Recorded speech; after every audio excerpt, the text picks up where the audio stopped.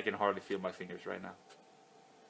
Alright, what is up everybody? Welcome to day 4 in the search of a new and hopefully better drum sound. Today I'll be messing a bit more with the heads, because I noticed when I listened back to everything yesterday and a bit today, I messed around with the mix. When I listened back to the toms and everything, I noticed they didn't really sit too well in the mix. I mean, the tuning is kind of nice, but especially the 12-inch tom, as you heard from yesterday's video, it was a little too high pitch. It was like a little too close in pitch to the 10-inch. And when I play them here in person, it actually sounds. It actually has a little more depth, and so when I tuned them, it sounded pretty alright. But when the mics actually picked it up, it ended up being just pretty much just the overtones. So the pitch. Long story short, the tom sounds a bit higher pitched than it actually is when recorded. So I'll need to sort of to lower that down. And I'll probably lower the pitch of the 10-inch tom slightly as well. They stood out a little too much in the mix, but things are starting to sound really nice. I messed around with it, put on some EQs, some compression, and a bunch of other stuff before. It was just messing around, and the kit is sounding so much bigger and fuller than before. So it's definitely going in the right direction. But before I get started with any of that today, I have the vacuum cleaner standing right here, and I have a pretty messy room that I'm gonna deal with. So let's get to work.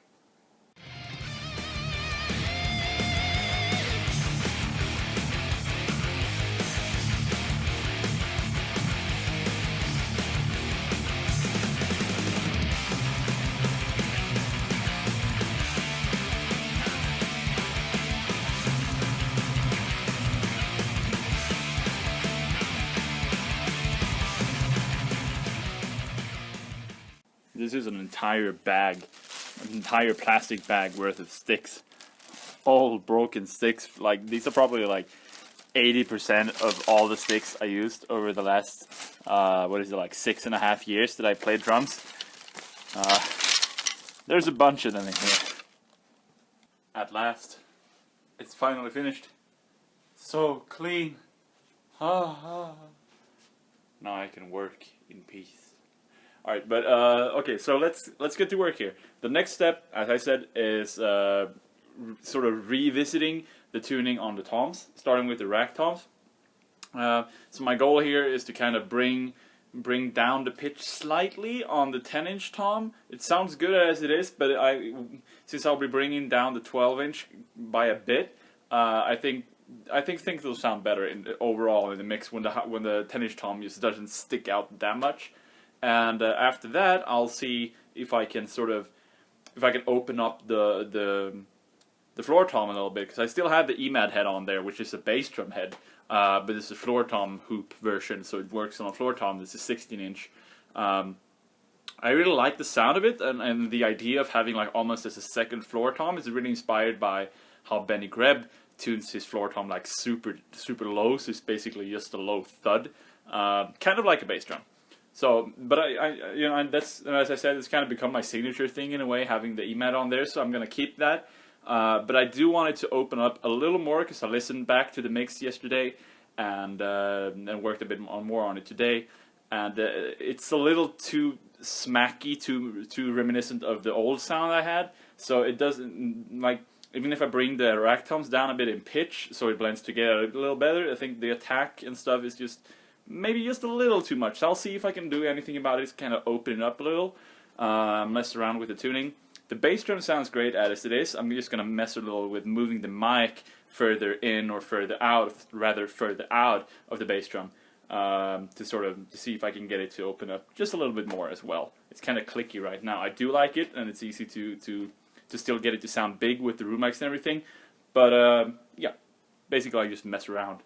I'll also be messing around with the same miking technique that I talked about in day 2, with moving on the mics on the horizontal plane, that kind of thing. I'll do that with the rack tom mics and the floor tom mic as well, and see if I can get them to sound. Once they're tuned, I'll see if I can get the best possible sound out of them. Record them as they are, move the mics around a little, record that, listen, compare the two, and see what happens. So catch you guys in a little bit when I've tuned the rack toms. Alright, so welcome to my couch again. This time around, now I've tuned both the rack toms and the floor tom actually. I spent quite some time with lowering the pitch and correcting the pitch and basically checking the intervals between all three toms so that I have a good pitch interval between them. And now I honestly say everything sounds really good right now. I said that, I know I said that last time too, but this time I really mean it. It does sound really good. It's still a birch kit, right? I've said that again and again. So it's still a birch kit. It has a lot of attack and a high smack to it. So I can't get rid of that. I mean, I do enjoy that to an extent. So it still works because I get a really defined attack every time I hit a drum. But it does make it a little harder to work the warmth out of the drums. But they are sounding, under the circumstances, pretty warm right now. Even the floor tom, I mean, I have an E-mat on it. Again, it's a bass drum head. It still sounds really clicky, but what I did was I detuned the batter head and basically just tuned it up again, making sure everything's even, because I've messed a bit with it before, so now I know where I have it.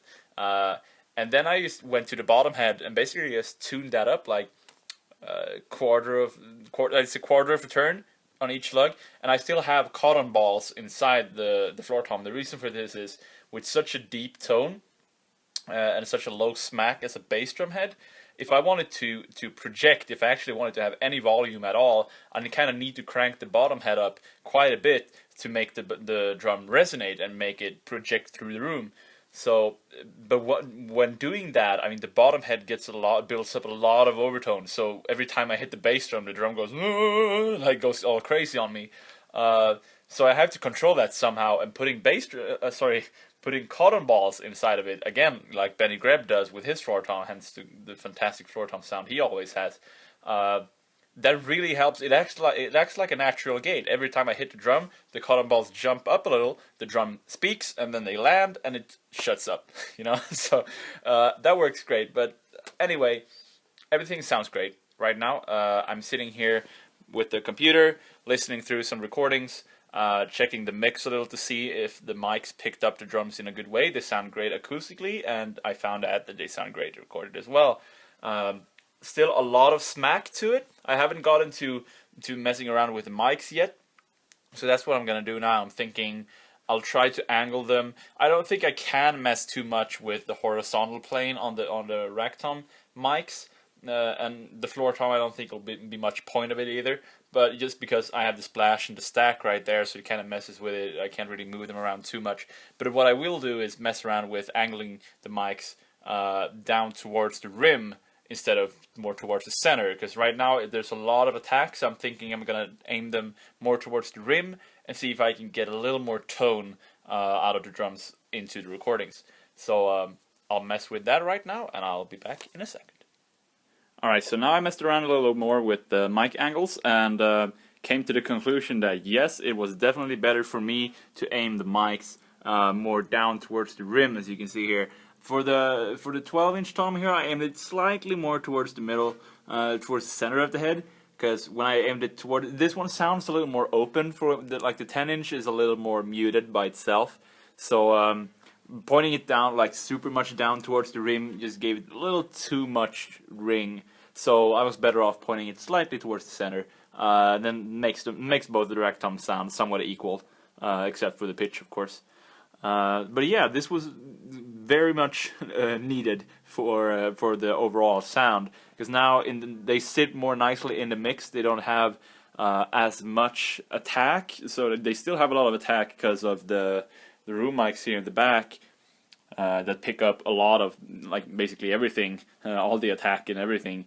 So more tone from the actual closed mics really does a lot for the mix. As for the floor tom, I set this mic pretty high up. I don't know how well you can see that, but it's actually kind of far up from the rim. And that, I mean, it just, there's not super much difference having it super close or having it high up with this EMAD head, but it did make a bit of a difference. It sounds a little more open when it's a little further away. It lets the drum breathe a little before it hits the mic. So all in all, it sounds really good right now. So I'm just about to head home in a second. It's what is it? Yeah, almost midnight. So time to head home soon. But I will show you guys one last thing. By the way, I forgot to mention when I talked about the tom tuning earlier. Since I changed some stuff around, but the tuning recipe or whatever is still the same. I have the resonance side tuned higher than the batter side, actually on all three toms. And the snare as well, the resonance side is almost cranked up as high as it can go almost, and the snare is, the batter side is more for the overall pitch, so the resonance side is more for the sensitivity of the drum, of the ghost notes and everything. But yeah, so one last thing, tomorrow is what I'm planning to be like the final day of this little vlog series. I will end it all with a big boom, and I will try to actually play a solo with the entirely new mix. It's my plan, at least. So I'm gonna see what I can come up with tomorrow and try to record some fancy schmancy playing with this new drum sound, so you guys can hear it in its entirety. And on top of that, I will do an entirely, well, a complete walkthrough of the entire kit. All the mics, all the cymbals, the stands, the small stuff, the big stuff, everything. I will most likely make one big video out of that tomorrow. A solo to show off the new mix, and a complete walkthrough of everything you need to know about the stuff that I use. So yeah, that's the plan. But like I said, one last thing. I want to show you guys a real quick little drum hack that I'm gonna use here. I've noticed that this ride, it's actually a crash. It's like a limited edition crash, but I use it as a ride. It's really washy since it is actually a crash. So a good way that it's something I've been doing since I started playing. I used for fun. I had this what's it called, the E-rings or whatever, you know, basically a cutout of a head around the rim of a drum, just to dampen overtones. One of those cheap things. And I, for whatever reason, sometime I put it over my ride, so it hangs like over the bell, like a collar. And that really eliminates a lot of the wash, and not like, you know, putting tape on the cymbal or putting some sort of gels or anything. This makes it a little more natural. It just sounds pingier. So I'm gonna show you guys like real quick how you can super easily make one of those for your own. So what I've done here is I had right here, you can almost not see it. Here, I've cut out an old head that I had laying around, and then on top of that I'll put this 12-inch head, just like just to get the size right, because I found 12-inch works pretty well for my 22-inch ride or crash or whatever. So put that on there, grab a marker or something, and just draw the lines around it and cut that out, and then go in like say probably 2 inches in width, and do the same thing on the inside, just a circle all the way around. Put that on your crash, ride, whatever. And the thing about this is you can actually, you can take that ring once it's done. I'm gonna do that in a second, but I'll probably leave that out of the video. It's not too much fun to watch, but you'll see it in action tomorrow. But once you've done that, you can, I mean, that ring, I've tried that. I took one of those. I had like an old ugly one, but I'm gonna make a new and better one here. I just put that on top of this this Meinl Bisense 20-inch extra thin hammered crash. I just put it on top of that, and then it basically turned it into a ride.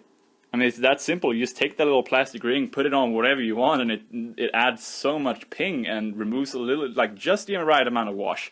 So give that a try. Take an old head, cut it out, roughly 12 inches. I found works well, and see what you can do with it. Yeah, so I'll catch you guys tomorrow. Hopefully I will have everything ready so you can hear this beautiful kit in action and get a complete walkthrough of it. So thanks for watching, and see you tomorrow.